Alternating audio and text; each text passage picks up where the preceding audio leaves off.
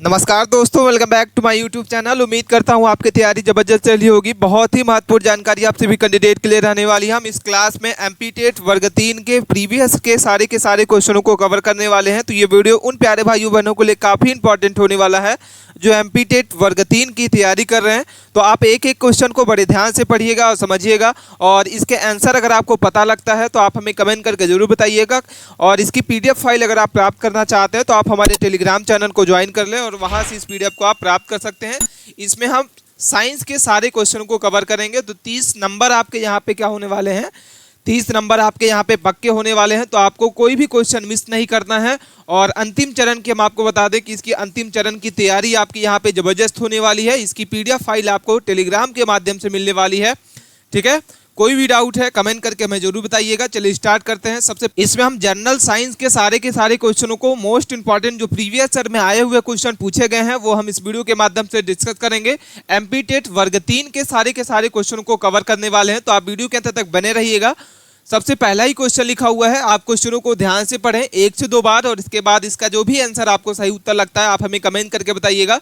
सबसे पहला ही क्वेश्चन क्या लिखा हुआ है, CaCiO H2 का सामान्य नाम क्या होता है। चलिए इसका आंसर बताइए क्या होगा। ऑप्शन ए लिखा हुआ है बेकिंग सोडा, बी नंबर आपका bleaching powder, C number washing soda और डी नंबर बेकिंग पाउडर। ठीक है, तो सही उत्तर क्या होगा, ये जो आपके सामने सूत्र दिख रहा है इसका सामान्य जो नाम होता है वो क्या होगा। सभी प्यारे भाइयों बहनों को जो इस वीडियो को देख रहे हैं सबको कमेंट करके बताना है कि इसका सही उत्तर क्या होगा। ऑप्शन नंबर आपका ए सही होगा या बी होगा या सी होगा। चलिए सबको आंसर फटाफट इसके आंसर को बताना होगा। ऑप्शन नंबर आपका कौन सा सही उत्तर होगा। ठीक है, चलिए इसके आंसर को हम बात करते हैं। इसका जो सही उत्तर आपका हो जाएगा ऑप्शन नंबर आपका बी होगा। क्या हो जाएगा, ब्लीचिंग पाउडर कहा जाता है। क्या कहा जाता है, ब्लीचिंग पाउडर कहा जाता है। इसको थोड़ा सा डिटेल में हम लोग पढ़ लेते हैं कि यह एक सफेद ठोस यौगिक होता है जिसे आमतौर पर ब्लीचिंग पाउडर के रूप में जाना जाता है। क्या कहा जाता है, ब्लीचिंग पाउडर के नाम से जाना जाता है।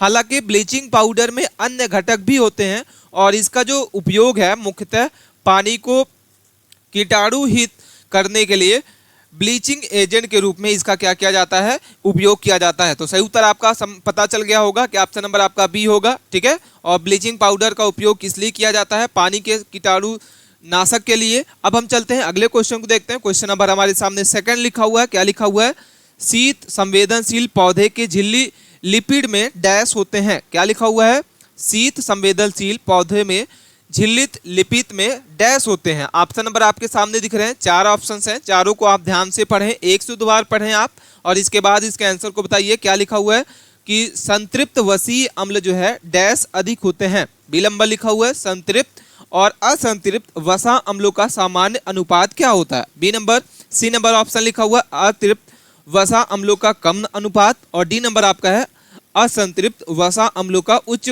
अनुपात। ठीक है, तो सही उत्तर आपको कौन सा लगता है, चलिए कमेंट करके बताइए। ऑप्शन नंबर आपका हो जाएगा ए नंबर। क्या हो जाएगा करेक्ट आंसर, ऑप्शन नंबर आपका हो जाएगा ए। करेक्ट आंसर क्या है, ऑप्शन ए, असंतृप्त वसीय अम्ल अधिक होते हैं। किसके लिए, शीत संवेदनशील पौधों के झिल्लित लिपिड के लिए। ठीक है, इसके थोड़ा सा डिटेल को हम पढ़ लेते हैं यहाँ पे। जैसे कि आपको बता दें कि शीत संवेदनशील पौधे के झिल्लीय लिपिड जो है में संतृप्त वसीय अम्ल अधिक होते हैं।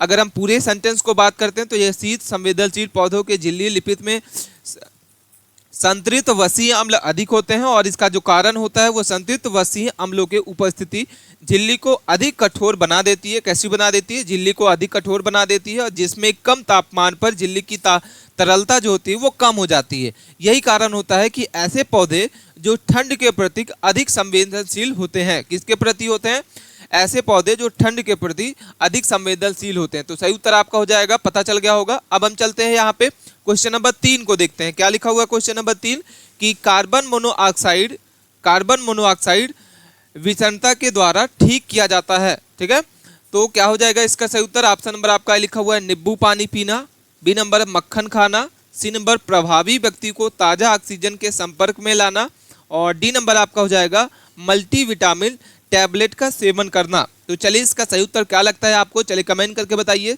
आपको कौन सा ऑप्शन इसका सही उत्तर लगता है कि कार्बन मोनोऑक्साइड विषाक्तता को डैश के द्वारा ठीक किया जाता है। तो सही उत्तर आपका हो जाएगा ऑप्शन नंबर आपका सी। क्या हो जाएगा, प्रभावी व्यक्ति को ताजा ऑक्सीजन के संपर्क में ले आना। ऑप्शन नंबर आपका क्या सही उत्तर होगा? ऑप्शन नंबर आपका सी करेक्ट आंसर होगा। ठीक है, इसका डिटेल को पढ़ लेते हैं। क्या लिखा हुआ है कि कार्बन मोनोऑक्साइड जो है वो विषाक्तता को ऑक्सीजन थेरेपी द्वारा ठीक किया जाता है। कार्बन मोनोऑक्साइड हीमोग्लोबिन के बहुत मजबूती से बंधक जाता है या बंध जाता है, जिससे ऑक्सीजन का वहन बाधित होता है और इसमें विषाक्तता के इलाज किया जाता है। इसमें 100% शुद्ध ऑक्सीजन दी जाती है, जिससे CO जो है तेजी से हीमोग्लोबिन को हटा देता है।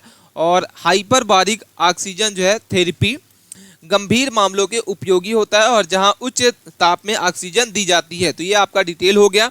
आप कैसे इसका सही उत्तर हो जाएगा? ऑप्शन नंबर आपका पता चल गया। ऑप्शन नंबर आपका सी होगा। कार्बन मोनोऑक्साइड विषाक्तता को ऑक्सीजन थेरेपी द्वारा ठीक किया जाता है। ठीक है, कोई भी क्वेरी है आप हमें कमेंट करके जरूर बताइएगा और कमेंट करके हमें जरूर इसके आंसर को बताइएगा कि इसका सही उत्तर क्या लगता है। ठीक है दोस्तों, अगर आप एमपीटेट वर्ग 3 की तैयारी कर रहे हैं और यहाँ पे आप चकचूक पब्लिकेशन की तरफ से आने वाली जोरदार बेहतरीन बुक में से आप यहाँ पे देखने को मिलेगी, जो आपकी तैयारी को बूस्ट करने के लिए यहाँ पे चकचूक पब्लिकेशन की तरफ से आने वाली यहाँ पे प्रैक्टिस टेक्स्ट बुक आप यहाँ से क्या कर सकते हैं? परचेज कर सकते हैं, जिसमें आपको सारे प्रीवियस ईयर के क्वेश्चन आपको देखने को मिल जाएंगे। इसके साथ साथ में अगर आप सब्जेक्ट वाइज अगर इनके आप अपनी प्रैक्टिस करना चाहते हैं तो यहाँ पे सब्जेक्ट वाइज भी आप इसके प्रैक्टिस कर सकते हैं, जिसमें आप हिंदी के, इंग्लिश के, मैथ के सारे आप क्वेश्चनों को क्या कर सकते हैं? सब्जेक्ट वाइज भी बुक के माध्यम से कर सकते हैं। ठीक है, तो आप इसको परचेज करना चाहते हैं तो आप हमारे टेलीग्राम चैनल के माध्यम से वहाँ पे आपको लिंक मिल जाएगी या डिस्क्रिप्शन बॉक्स में इसकी परचेज लिंक मिल जाएगी। वहाँ से आप उसको क्या कर सकते हैं? परचेज कर सकते हैं और अपनी तैयारी को बूस्ट तरीके से अपने एग्जाम को निकाल सकते हैं। ठीक है, तो यहाँ पे चकचूक पब्लिकेशन की तरफ से आने वाली जोरदार बेहतरीन बुक में से आप इसको एक बार परचेज करके आप जरूर देखिए और अपनी तैयारी को 100% दीजिए। ठीक है, क्योंकि बहुत ही कम समय बचा हुआ है वर्ग 3 की एग्जाम होने में, तो आप बुक के माध्यम से प्रैक्टिस टेस्ट को लगाइए ज़्यादा से ज़्यादा और अपनी एग्जाम को आप सिलेक्शन लीजिए। ठीक है, तो आप चकचूक पब्लिकेशन की तरफ से यहाँ पे ये सारी की सारी बुक आपको मिल जाएगी। आप एक बार जाइए और वहाँ से इस बुक को देखिए और वहाँ से अच्छी लगती है आप परचेज करें। ठीक है, अब हम क्वेश्चनों को देख लेते हैं। क्वेश्चन नंबर 4 हमारे सामने दिख रहा है। क्या लिखा हुआ है कि गहन खेती से तात्पर्य क्या होता है? क्या लिखा हुआ है कि गहन खेती से तात्पर्य क्या होता है? ऑप्शन नंबर आपके सामने दिख रहेगा। क्वेश्चन नंबर आपका 4 नंबर लिखा हुआ है और इसका जो ऑप्शन है क्या लिखा हुआ है? ऑप्शन ए है मौजूदा भूमि के गहन उपयोग में उत्पादन बढ़ाना। बी नंबर आपका लिखा हुआ है कि आयत गहतों के बड़े मामलों या बड़े पैमाने पर उपयोग में उत्पादन बढ़ाना। सी नंबर है श्रम के गहन उपयोग में उत्पादन और डी नंबर आपका हो जाएगा उर्वरक के गहन उपयोग में उत्पादन। ठीक है, तो सही उत्तर आपका क्या लगेगा? चलिए कमेंट करके बताइए सही उत्तर आपको कौन सा इसका सही उत्तर लगता है। तो क्वेश्चन नंबर आपका हो जाएगा ए। क्या हो जाएगा? मौजूदा भूमि के गहन उपयोग में उत्पादन को बढ़ाना गहन खेती का तात्पर्य होता है। यहाँ पे थोड़ा सा हम इसके डिटेल के बारे में समझ लेते हैं। तो गहन खेती से तात्पर्य है एक ही भूमि क्षेत्र में अधिक उत्पादन प्राप्त करने हेतु संसाधनों का अधिकतम उपयोग करना। ठीक है, विशेषता इसमें क्या कर हम बात कर लेते हैं। तो इसमें कौन कौन सी विशेषता है? तो कम भूमि पर अधिक उत्पादन करना, रासायनिक खाद कीटाणुओं का उपयोग करना, उन्नत किस्म के बीज का उपयोग करना, सिंचाई एवं यांत्रिक का उपयोग करना, एक वर्ष में एक से अधिक फसल क्या करना? लेना। तो गहन खेती का मुख्य उत्पादन जो होता है उत्पादकता को बढ़ाना, ना कि भूमि विस्तार करना। ऑप्शन नंबर आपका क्या होगा? ए नंबर। क्वेश्चन नंबर 5 को देखते हैं। क्या लिखा हुआ है? दाहिनी फुफ्सिया जो है धमनी क्या होती है? ऑप्शन आपके सामने दिख रहा है बाएं से लंबा, दाएं से छोटा, बाएं से चौड़ा और डी नंबर आपका हो जाएगा क्या लिखा हुआ है? बाएं के समान आकर। ठीक है, तो सही उत्तर क्या लगता है? आप चलिए कमेंट करके बताइए कौन सा ऑप्शन इसका सही उत्तर हो जाएगा। दाहिनी फुफ्सियां जो है धमनी डैश होती हैं। तो सही उत्तर आपका होगा ऑप्शन नंबर आपका ए, बाएं से लंबा। क्या हो जाएगा? ऑप्शन नंबर आपका ए इसका करेक्ट आंसर होगा। क्वेश्चन नंबर आपका 5 का ए नंबर करेक्ट आंसर होगा, बाएं से लंबा। अगर हम इसको थोड़ा सा डिटेल पढ़ते हैं तो कि दाहिनी फुफ्सियां जो है धमनी हृदय से निकलकर दाहिने फेफड़े में रक्त पहुंचाने वाली धमनी होती है। क्या होती है? रक्त को क्या करने के लिए? पहुंचाने के लिए धमनी होती है। और मुख्य तथ्य अगर बात करते हैं तो फुफ्सियां जो है धमनी वह एकमात्र धमनी है जो ऑक्सीजन रहित रक्त को ले जाती है। बहुत ही इंपॉर्टेंट यहाँ पे क्वेश्चन है, जिसमें आप एक क्वेश्चन से 2-3 क्वेश्चन आपको यहाँ पे बन के देखने को मिल जाएगा। तो आप डिटेल को जरूर पढ़िए। फुफ्सिया धमनी जो होती है एकमात्र ऐसी धमनी होती है जो ऑक्सीजन रहित रक्त को क्या करती है? ले जाती है। यह हृदय के दाएं नीले को निकालती है। क्या करती है? यह दाएं यह हृदय के दाएं निलय को क्या करती है, निकालती है। और यह 2 शाखाओं में बांटी जाती है, दाहिनी फुफ्फुसियां धमनी और बाईं फुफ्फुसियां धमनी। ठीक है, दाहिनी शाखाएं दाहिने फेफड़े तक जाती है। ठीक है, तो सही उत्तर आपका हो जाएगा ऑप्शन नंबर आपका ए। क्वेश्चन नंबर 6 को देखते हैं क्या लिखा हुआ है। क्वेश्चन को आप ध्यान से पढ़ें। निम्नलिखित में से कौन सा तत्व जो है दांतों की बीमारी से जुड़ा होता है। निम्नलिखित में से कौन सा तत्व जो है वो दांतों की बीमारी से जुड़ा हुआ था। क्लोरीन, ब्रोमीन, आयोडीन और फ्लोरीन। तो सही उत्तर क्या होगा, चलिए कमेंट करके बताइए क्या होगा सही उत्तर। ऑप्शन नंबर आपका कौन सा इसका सही उत्तर लगता है, चलिए कमेंट करके बताइए। ऑप्शन नंबर आपका हो जाएगा फ्लोरीन। ऑप्शन आपका डी इसका सही उत्तर हो जाएगा, फ्लोरीन कहा जाता है। ठीक है, इसके थोड़ा सा डिटेल के बारे में हम समझ लेते हैं। क्या लिखा हुआ है कि फ्लोरीन जो है, फ्लोरीन या अधिक सटीक रूप में फ्लोराइड अगर कहते हैं तो फ्लोराइड दांतों की सड़न को रोकने में मदद करता है। यह दांतों के इनेमल को मजबूत बनाता है और बैक्टीरिया की क्रिया को क्या करता है, रोकता है। फ्लोराइड जो है, क्लोराइड के अत्यधिक कमी से दांतों के सड़न हो सकती है, जबकि अधिक मात्रा से डेंटल फ्लोरिस नामक बीमारी भी हो सकती है। क्या हो सकती है, फ्लोरिस नामक बीमारी भी हो सकती है, जिससे दांतों पर सफेद धब्बा या भूरे दाग बन जाते हैं। इसलिए क्लोरीन जो होते हैं दांतों के स्वास्थ्य में सीधा जुड़ा हुआ तत्व होता है। तो सही उत्तर आपका समझ में आ गया होगा, इसके साथ में आपका डिटेल भी पता चल गया होगा आपको। अब चलते हैं क्वेश्चन नंबर 7 को देखते हैं। अशोक, इमली या मूंग जैसे पौधों के वनस्पति नामों के में कौन सा शब्द समान होता है। टर्मिनिलिया, बी नंबर आपका इंडिका, डी नंबर आपका हो जाएगा सी नंबर लैक्सिक और डी नंबर आपका अकेसिया। तो सही उत्तर आपको क्या लगता है, तो सही उत्तर आपका हो जाएगा ऑप्शन नंबर आपका बी, इंडिका। ऑप्शन नंबर आपका कौन सा करेक्ट आंसर होगा, बी नंबर इसका सही उत्तर हो जाएगा। अगर हम इसके डिटेल के बात करते हैं तो इंडिका शब्द का अर्थ होता है भारत से संबंधित या भारतीय मूल का। ठीक है, यह शब्द वनस्पति नामों के अक्सर उन पौधों के लिए उपयोग किया जाता है जो भारतीय उपमहाद्वीप में उत्पन्न किए जाते हैं। क्या किए जाते हैं, भारतीय उपमहाद्वीपों में उत्पन्न किए जाते हैं। इसका जो उदाहरण है, अशोक का वनस्पतिक नाम होता है आपका, इमली का वनस्पतिक नाम होता है, मूंग या लाल चंदन का वनस्पति नाम होता है। ठीक है, तो कोई भी क्वेरी है आप हमें कमेंट करके बताइए। अब हम चलते हैं क्वेश्चन नंबर 8 को देखते हैं। आपको वीडियो अच्छी लग रही है तो आप वीडियो को दबा के दोस्तों के पास इस वीडियो को शेयर करें और चैनल को सब्सक्राइब करके रखें, क्योंकि हम इसमें प्रैक्टिस सेट 6 के बारे में बात कर रहे हैं। इसके पहले हमने आपको 5 प्रैक्टिस सेट करा दिया है, आप प्लेलिस्ट के माध्यम से आप देख सकते हैं। क्या लिखा हुआ है, नर्क सर्क में कि क्लैरिक्स से डैश जुड़े पाए होते हैं, गुदापंख, उदरपंख और डी नंबर आपका हो जाएगा श्रेणीय पद और डी नंबर वक्षपंख। ठीक है, तो सही उत्तर आपका हो जाएगा डी नंबर श्रोणीय पंख कहा जाता है। क्या कहा जाता है, ऑप्शन नंबर आपका डी नंबर इसका सही उत्तर हो जाएगा। क्या लिखा हुआ है, क्लैरिक्स जो है नर शर्करा के जन्म अंग जो है संरचनाएं होती हैं जो आंतरिक निषेचन में सहायक होती हैं। यह 2 अंग होती हैं जो श्रेणिक पंखों में से जुड़े होते हैं और क्लैरिस्पस के माध्यम से नर शर्करा मादा के शरीर में शुक्राणु प्रविष्ट करता है। तो सही उत्तर आपका हो जाएगा डी नंबर। अगले क्वेश्चन को देखते हैं। क्वेश्चन नंबर हमारे सामने लिखा हुआ है 9th नंबर। क्या लिखा हुआ है, निम्नलिखित में से किसको तालाबों और कुओं में छोड़ने से मच्छरों को नियमित करने में मदद मिलती है। निम्नलिखित में से किसको तालाबों और कुओं में छोड़ने से मच्छरों के नियमित करने से मदद मिलती है। घेंघा, केकड़ा और डी नंबर आपका हो जाएगा क्या लिखा हुआ है, सी नंबर डांगसील और डी नंबर आपका ग्लूफिसिया मछली। ठीक है, तो क्या हो जाएगा सही उत्तर, ऑप्शन नंबर आपका हो जाएगा। कमेंट करके आप बताइएगा कि सही उत्तर आपको कौन सा लगता है। ऑप्शन डी इसका सही उत्तर हो जाएगा कि गंबूलिया मछली को मच्छर मछली भी कहा जाता है, क्योंकि यह मच्छर को सारे मार देती है। यह मछली विशेष रूप से मच्छरों के लारों को खाती है, जिसमें मच्छर जो होते हैं वह जनित रोगों से जैसे मलेरिया, डेंगू आदि के रोकथाम को क्या करती है, मदद मिलती है। ठीक है, इसे आमतौर पर कुओं में, तालाबों में और स्थित जल स्रोतों में छोड़ा जाता है गंबूसिया मछली को, जिसमें से ये मच्छरों के लार्वा को क्या कर देती, खा लेती है और वहां से मच्छर जो है उत्पन्न नहीं हो पाते हैं। अब चलते हैं क्वेश्चन नंबर 10 को देखते हैं। निम्नलिखित में से कौन सा अम्ल जो है मानव पेट में संश्लेषित होता है। आपके सामने 4 ऑप्शन दिख रहे हैं, चलिए इसके आंसर को बताइए कौन सा आपको सही उत्तर लगता है। सभी प्यारे भाइयों बहनों को जो इस वीडियो को देख रहे हैं सबको कमेंट करके बताना होगा कि इसका सही उत्तर क्या लगता है आपको। चले चले कमेंट करके बताइए। मोस्ट इंपॉर्टेंट क्वेश्चन है जो आपके एग्जाम में पूछा ही पूछा जाएगा। सारे के सारे क्वेश्चन प्रीवियस ईयर से लिए हुए क्वेश्चन है, तो आप वीडियो को ध्यान से पढ़ना होगा, समझना होगा। और कोई भी क्वेश्चन आपको नहीं समझ में आता है तो आप हमें कमेंट करके जरूर बताइएगा कि सर हमें ये क्वेश्चन नहीं समझ में आया है। इसका जो सही उत्तर हो जाएगा ऑप्शन नंबर आपका हो जाएगा ए नंबर। क्या हो जाएगा? हाइड्रोक्लोरिक एसिड कहा जाता है। ऑप्शन नंबर आपका क्या होगा? ए नंबर इसका सही उत्तर हो जाएगा।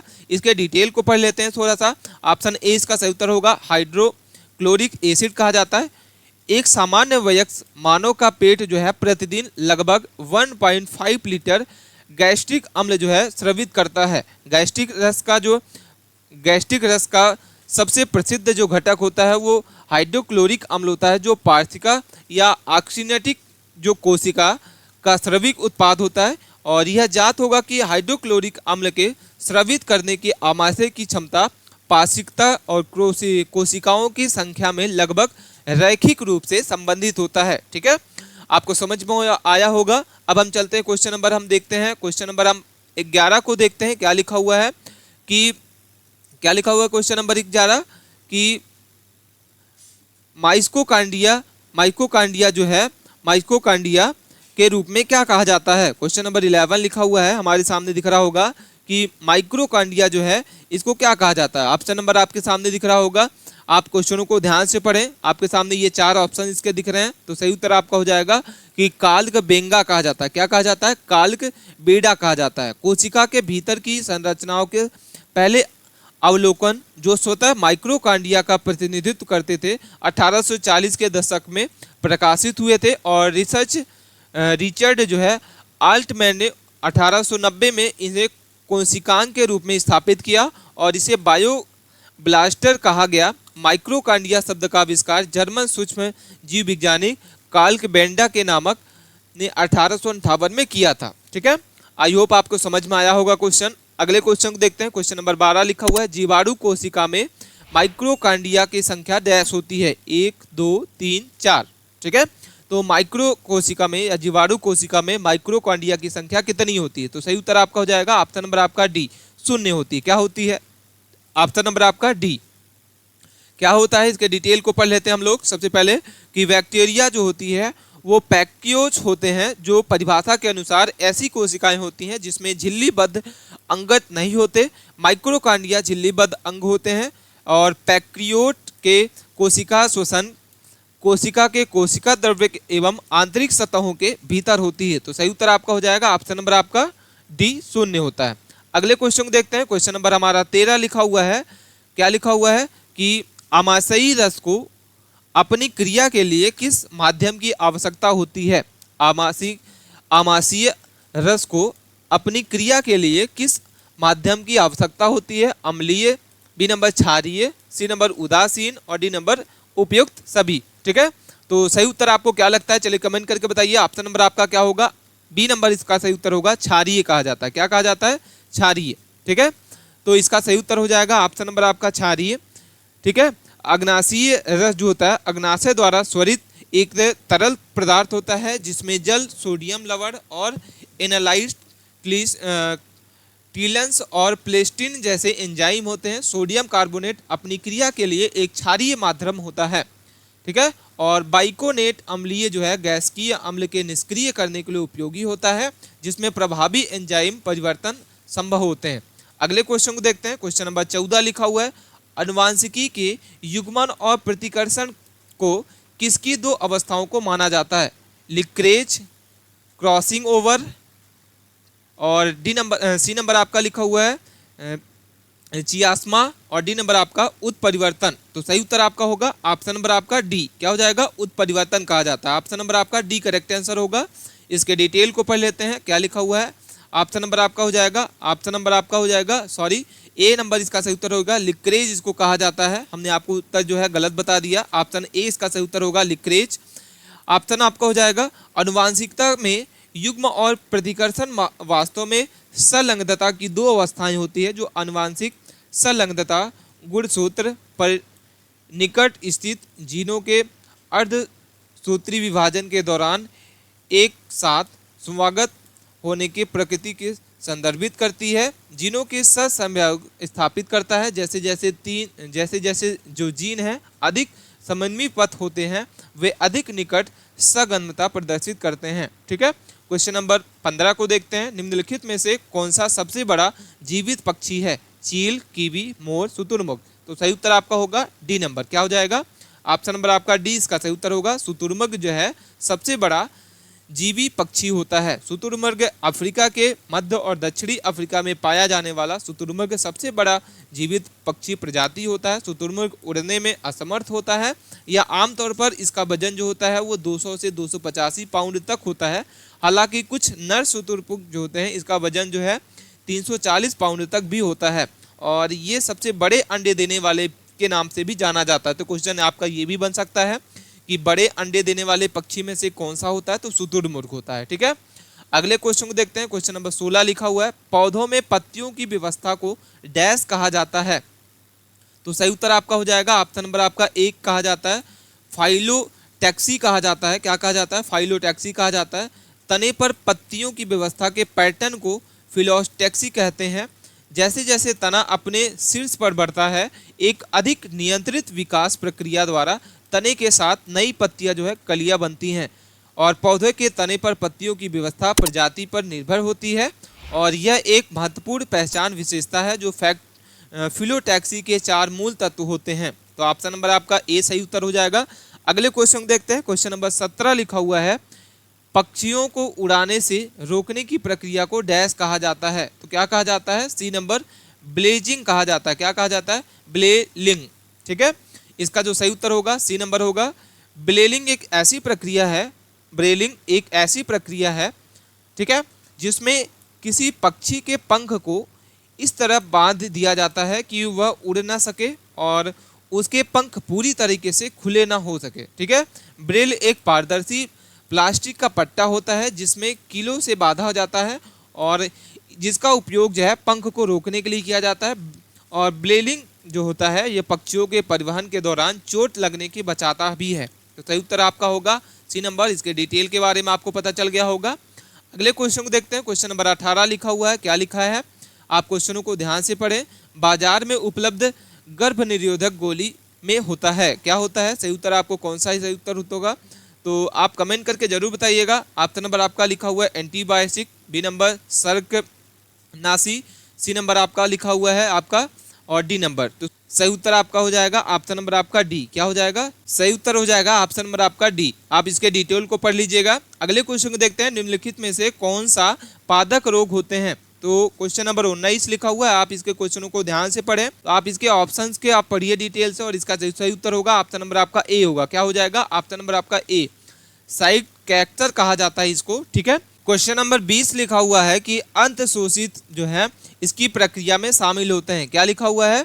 कि अंत शोषण की प्रक्रिया में शामिल होते हैं। आपके इसके 4 ऑप्शन दिखेंगे आपको। क्या लिखा हुआ है? पहला लिखा हुआ है विसरण, बी नंबर आपका लिखा हुआ है कोशिका, सी नंबर आपका लिखा हुआ है अवशोषण और डी नंबर आपका लिखा हुआ है एक और दोनों। तो सही उत्तर हो जाएगा ऑप्शन नंबर आपका सी, अवशोषण कहा जाता है। किसी ठोस पदार्थ द्वारा बिना विलयन द्वारा बनाए गए जल का अवशोषण या अवशोषण जो होता है अंतःशोषण कहा जाता है या अंतःशोषण कहलाता है। जल को अवशेषित करने वाले पदार्थ को अंतःशोषक भी कहा जाता है।